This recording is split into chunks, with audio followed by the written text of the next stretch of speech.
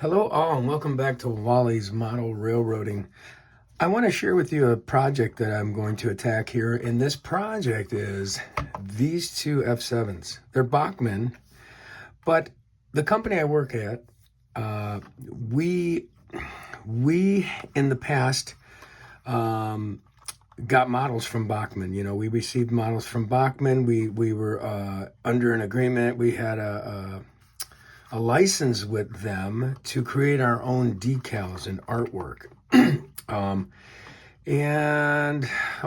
About a month ago, they were having a sale, and then towards the tail end of the sale on this one given day at work, they had a whole bunch of stuff left.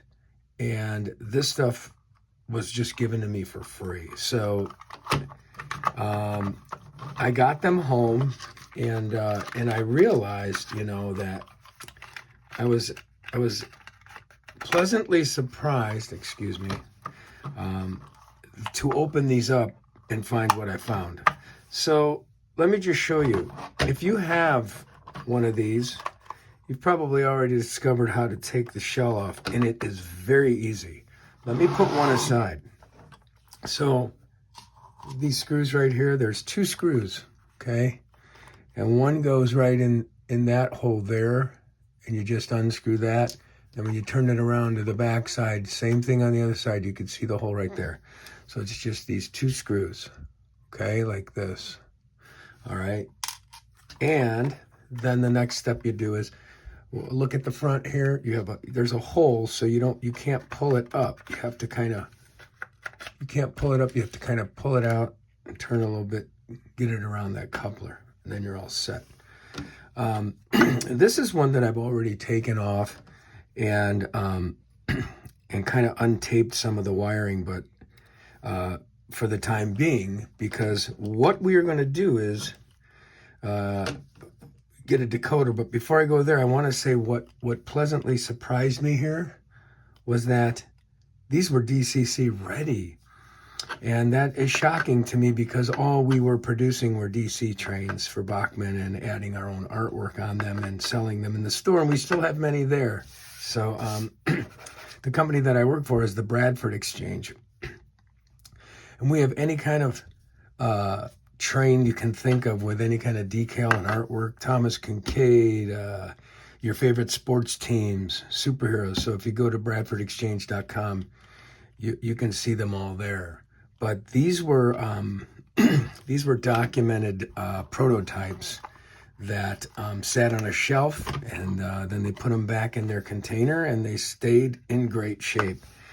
So these have a 21 pin decoder, but I'm going to swap this piece out.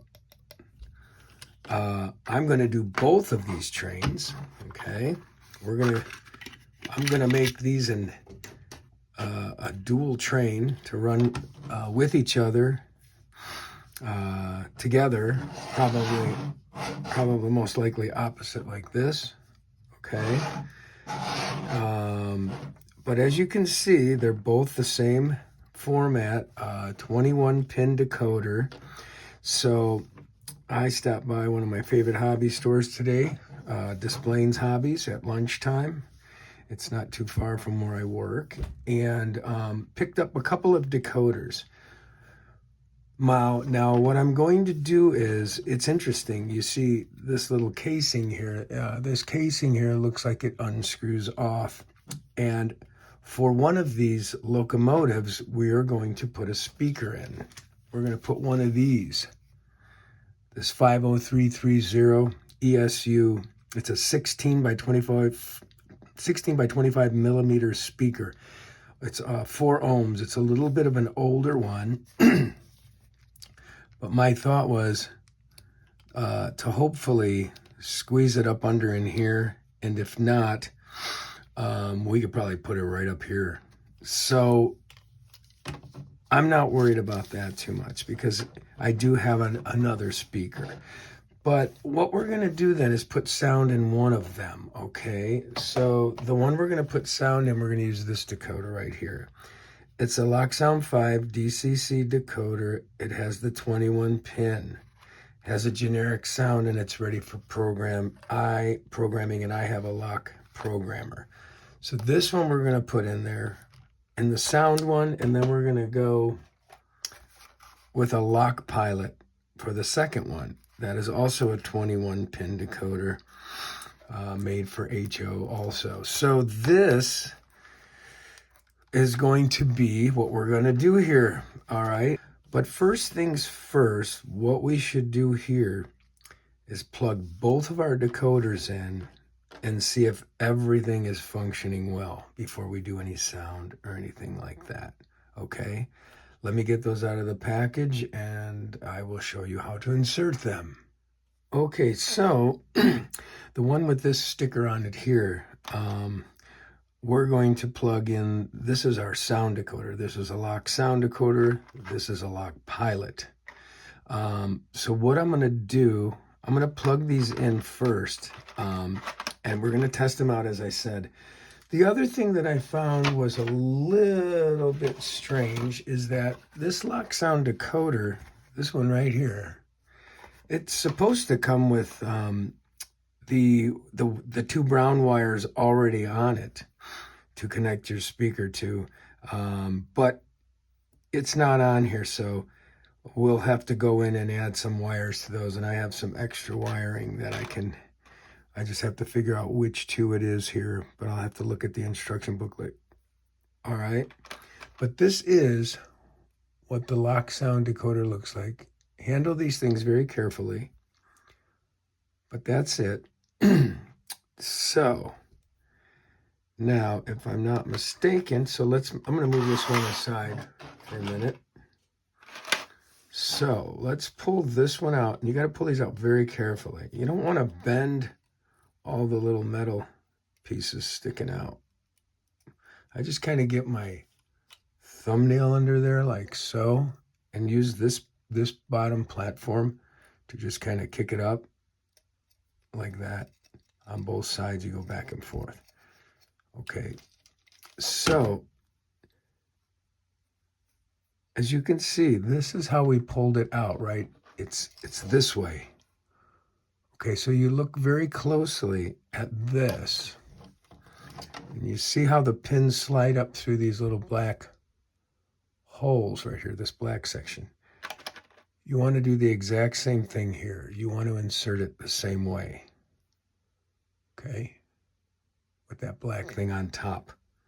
All right, I'm going to put that aside. Let's move these back because it's a little bit longer. What you do is you very carefully, let's get some of these wires out of the way. Okay, so you very carefully, as I drop the decoder, hello, if it doesn't work, it's my fault. Take a look at the end holes on one end, okay? Make sure you can see what I'm doing. It's going to be a little dark, but start there and then bring it across all the others. It should line up flawlessly, okay? Push down from here. Don't push down from this top black piece because those pins are going to come up through that just a bit. Okay. All right, good. That fits nice. All right, so that's the first one. That is our lock sound decoder. All right, now let's do the same here with the lock pilot. Let's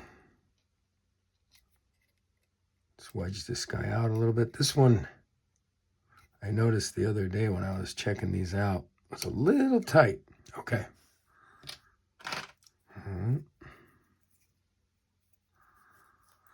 Same thing, our lock pilot's a little smaller, but we'll get them.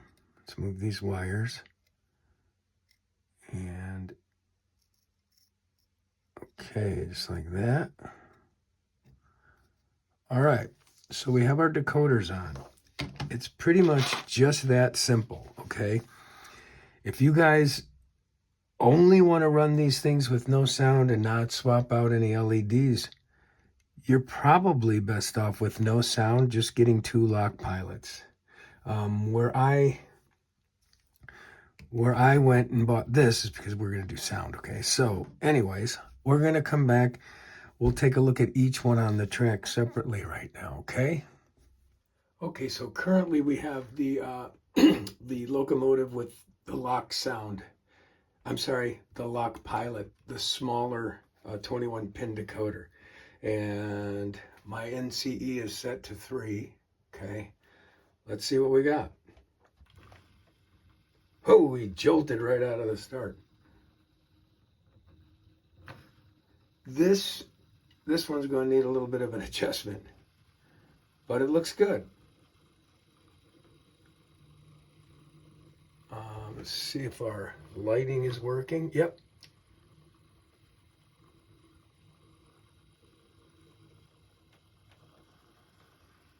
Light is working. Yeah, he's going to need a little bit of a motor adjustment, but looks good. Let's put the other number 3 on, because this one's going to be number 3. I'll turn them this way for you guys so that you can see the light. The light function is working too. It's turning on and off independently. Let's see. Yep. Yeah, the lighting isn't bad. It's like cool yellow light. We'll see. We'll see. May stick with that. We'll see. Okay, let's try this one and see if. I'm guessing that if this is a lock sound, it may start off a little bit smoother. Yeah, the lock sound decoders always seem to do it.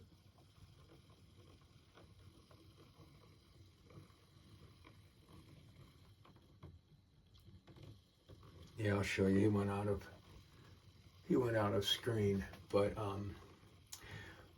really, if this is where you want to stop with these guys, that's it. And then, you can program your locomotive from that point on, and you don't have to, change any lights out, add sound or nothing. It's just that simple. So, and I'm sure a lot of you already know that, but for those of you who don't, it's a simple task. All right, so I'm gonna come back, and I think what I want to do next is I want to get the speaker wires in the right spot on this lock sound decoder right here. So we'll be back. Okay, so we're back. I forgot, I wanted to show you guys briefly how to set your motor. When you first install a decoder, I like to do this because as you saw earlier, the one locomotive was staggering when it would start up and stop, and this should smooth it out. Okay, so here's what I do. I'm using the power cab here, and we're going to change, I call it setting the, you're setting the BEMF or CV54. Okay, so what we're going to do is, right now my local is selected. This is a brand new decoder. It's still set to 3, which is fine. And what we do is we go down to the program escape button here, and I'm going to hit that a few times till it says use program track. There it is. Hit enter.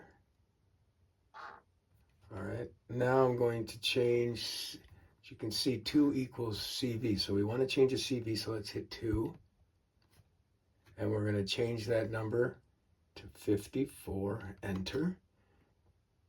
All right, and then you're going to want to change this to 0. Now mine's at 0 right now. Yours might say 50, might say a different number. So what you'll do is you'll hit 0 and then enter. All right, now when you're done with that, hit program escape again to get it back to your normal screen. And you can hit F1 or bell. I'm gonna hit 1, okay? And you're gonna see it dart down the track a little bit, and it's going to be setting the motor to nice and smooth, okay? So I'm gonna hit 1 here, but I'm gonna pull my my NCE power cab away so the train doesn't hit it, because we're really close right now. But here we go. Okay, now it went off track. It's a little bit down there. As you can see it stopped down at the turnout. All right, and usually what it does is it does a bell ding. So let's see if we were successful here. But first thing I want to do is I'm going to turn off my power really quick to my track and turn it back on and see if everything reset. So, okay, now let's see. I'm going to turn back on my light because I just turned that off. All right, and then let's see. Let's go reverse and see what we have. See if that worked. I might have to do it again. No, look at that. You see that? Oh, you won't hear a bell chime yet because we don't have sound in on this one. This is a lock sound. But look at how smooth it is now, and it's at lower speeds. Now when it gets up here, I'm going to change the direction. Nice and smooth. So that's just a little tip I wanted to show you guys. All right. I'm going to go ahead and do the other locomotive off camera, and then we'll come back and get those wires hooked up to our lock sound decoder for our speaker installation. Okay, I'm back at the workbench. Here's our speaker. This again is the 50330 ESU 4 ohm speaker. When you buy it, it's in this plastic casing. But what you can do is very carefully, they have a couple grooves here which will be for your wiring. You're going to want to flip this around. First, you're going to want to take it out like so, very carefully, and not to touch that speaker if you can help it. Okay, and then we're going to put it back into those grooves here carefully. But before we do, I want to show you carefully. There's a couple of solder pads here that I've got 2 brown wires. Okay. Luckily, I had some. You can use any color wiring. These are nice and small and flexible from other decoders I've had that I trimmed down for hard wiring. Now let me take it to here. Okay, so we have our 21 pin decoder and everything is serving its functions here, right? Well, right here, slots 9 and 10, you see SP, speaker. So our speaker wires, those brown wires, these here, they're going to attach here, and we're going to then run them to these 2 pads right here, okay? Little pads, just a little dab and a dab. Okay, we don't want anything crossing over here. And we get just a little bit of solder. Okay, I don't want to have too much on there. It could be bad.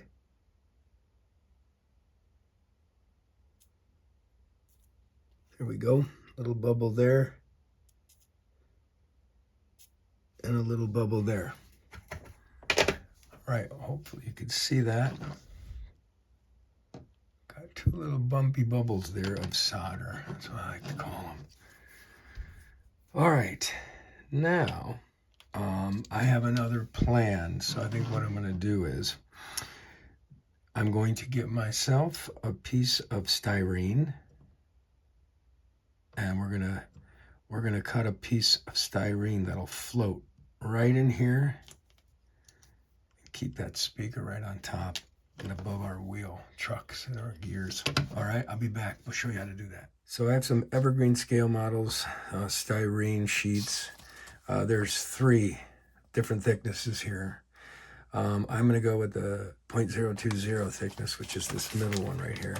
You don't need anything too crazy thick, okay? But first thing I want to do is we're going to use this as a template. So I'm just going to trace this entire thing. But in the end, what I'm going to do is, let's see, let's just do this first.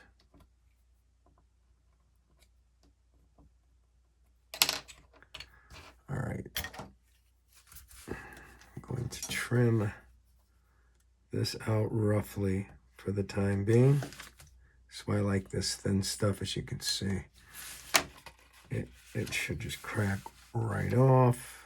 Let's see. Not being too particular yet, okay?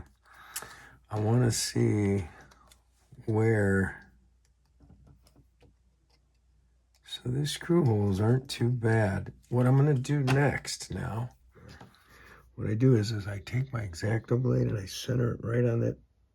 Just make sure it's going to be dead center, and I start spinning it around like so. Okay. Do both. Get it pretty good. Doesn't have to be the full radius of what your screw's going to be at. This is we're setting a hole to use a little drill bit that I have. Okay, and then I'm going to come through the other side and spin it a little bit over here. Nothing too crazy yet.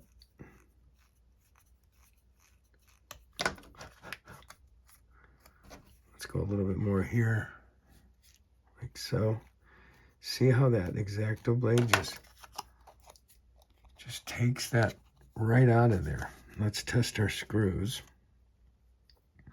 and see if they fit. Not quite, almost. So don't get them too big, but go through both sides, back and forth a little bit more, okay? Because you don't want to get too big, and then that might be good right there. Let's get the excess off. I think we're pretty good. Yeah, this is going to be good. Now, the next thing I want to do, let's clean up our workspace a little bit. Let's get this out of the way. Okay, let's get both of our screws here. Line this up. Let's do this. I'm going to do it here. Now, that side's pretty darn straight. So, clean this side up a little bit here. According to the straight lines, I think that. This doesn't have to be perfect, okay? And that is why I'm not stressing this too much, okay? This is just picky old me right now. Okay, let's flip this. We've got two fairly good 90-degree angles. Now here I know I can trim a little more off because I want to come inside of that. I want to stay within the limits of that chassis width. I mean, this looks pretty good. Let's see what we have.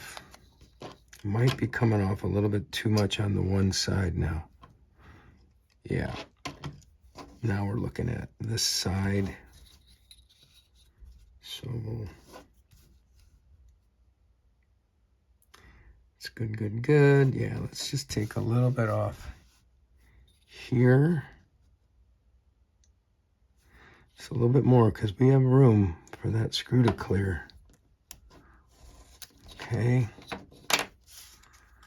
So let's see what we've got. That and that. All right, I'm still thinking a little bit more like this side. I'm going to take just a little bit more off of here. Okay. Sorry if I'm off camera a little bit. That should do it. Yep, that's it. It's okay if it pushes through there just a little bit. Let's get this one in. Okay. All right, that one's in. I still have a little bit of stuff on this here. There we go. Clean that out. So as long as you trace those holes, get the screw size in there that you need, and make sure, we'll test this, we'll put the shell over it. I think I'm going to clear it pretty good. I just didn't want to go,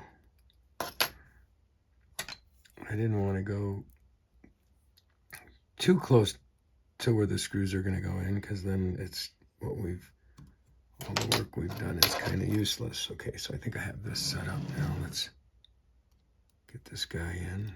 There we go. So, okay. See how that's looking. Yeah, I think we're good. Let's grab one of the shells here. Let's get these wires up here so we don't squish them. Yeah, we're good. We're clear. I was just squishing one of these wires that I'd untaped earlier.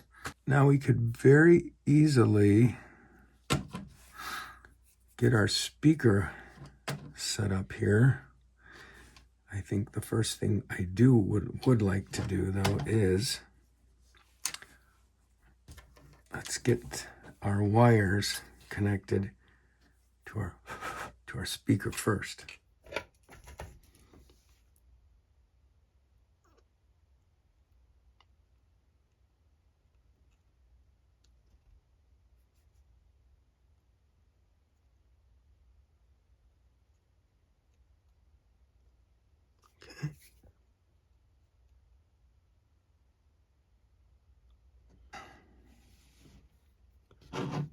Solder our speaker in place and then see how we're doing.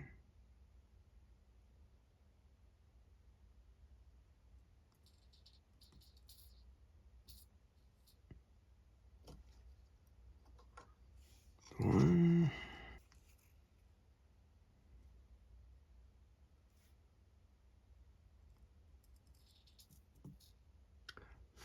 Two. Okay, so I ran it on the track. This configuration works the best. Okay, speaker up. Okay, and then the two wires go down into these slots right there. All right, so we are at a good spot. I like what it's doing, and I'm going to get some double stick tape and put that right there. Okay, so I have the double stick tape here. And we'll just get this off of here.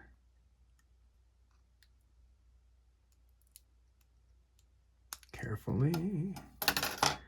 And then we're going to flip it back up here. Center it real nice.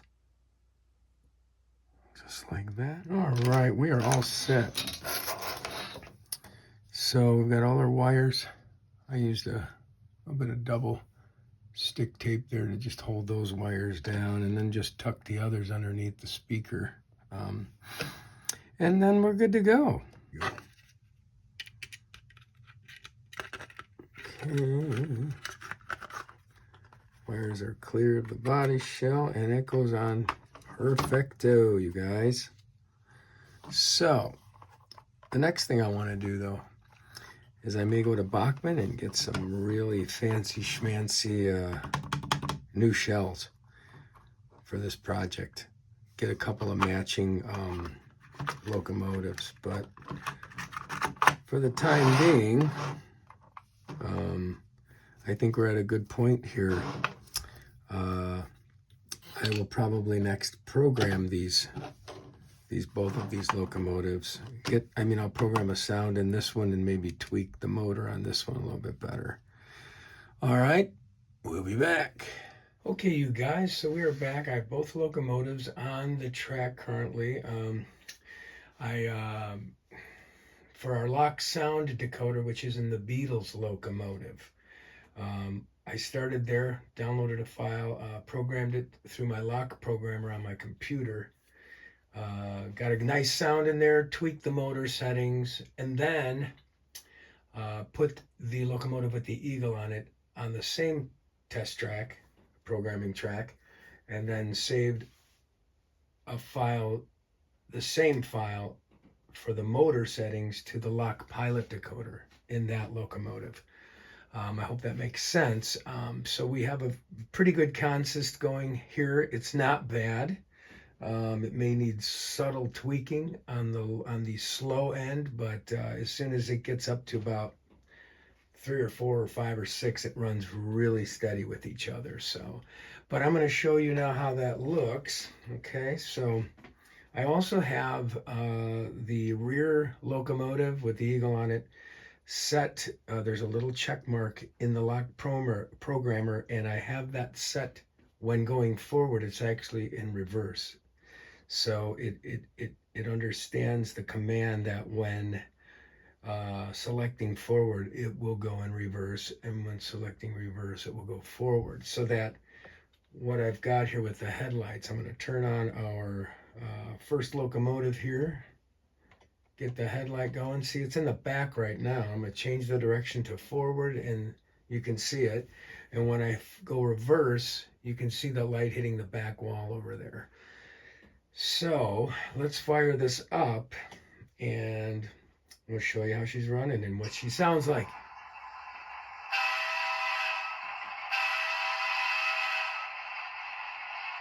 Now remember, we only have one locomotive here, and that's the front one. You're looking at the Beatles locomotive that has the lock sound in it. There really is no need, unless you want to, but for me, there's no need to put a lock sound decoder in both of these. The sound would be very powerful, very strong, and also with the lock pilot, it's only about a third of the cost than the lock sound is. So, okay, I just wanted to point that out. So, let's get this guy going out. Little bell. Let's start him up.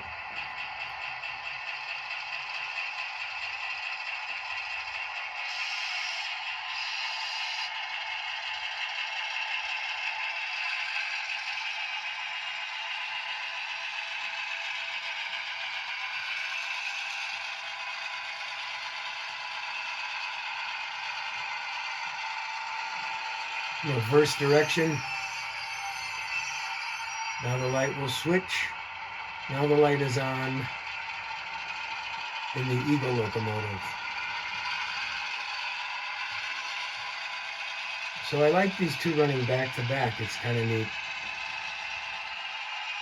But you can set them up both running forward however you want. As I say, I stumbled upon these two locomotives for free.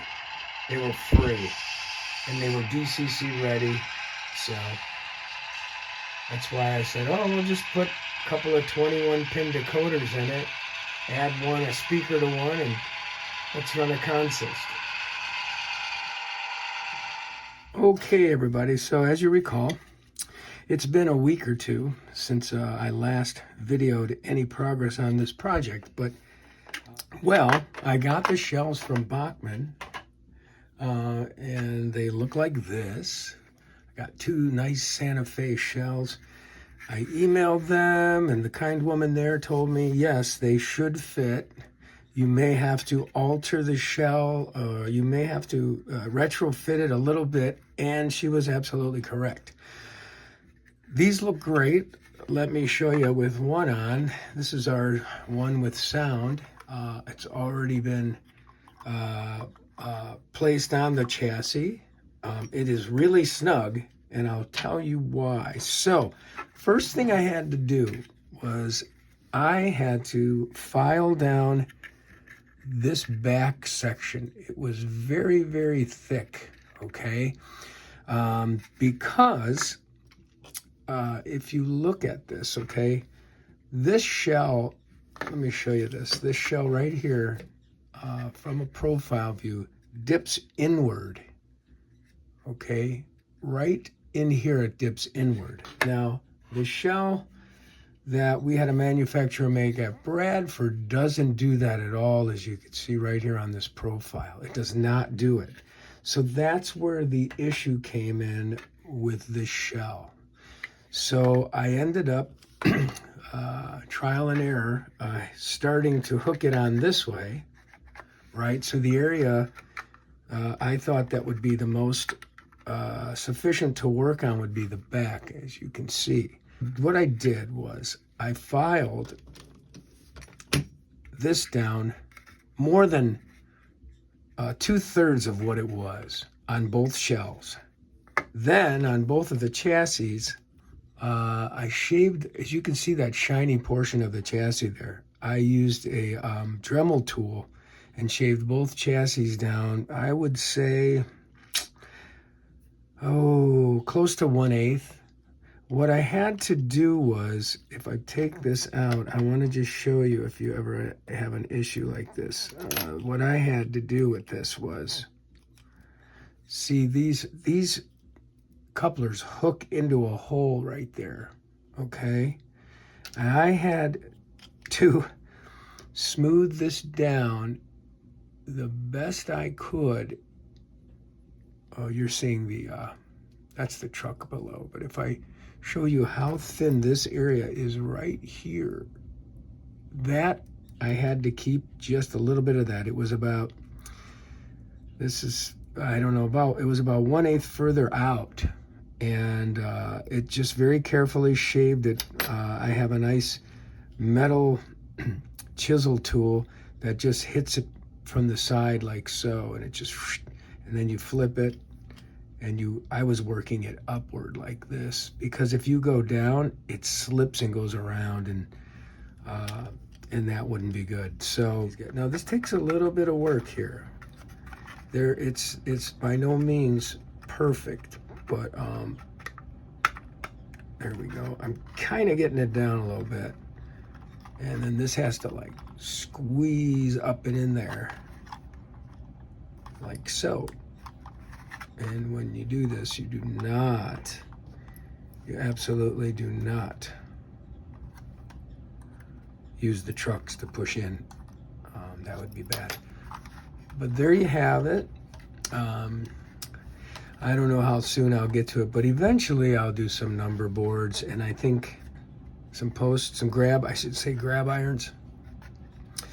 And there's other grab irons on F7's. And I don't know how soon I'll get to it, but it has a Mars light area. It might be a cool idea to attach another auxiliary wire to this and then have a flickering light, at least something close to simulating it. But this project is just about done, and we'll get it on the track, and I'll show you how it looks. Here we go, get that light going.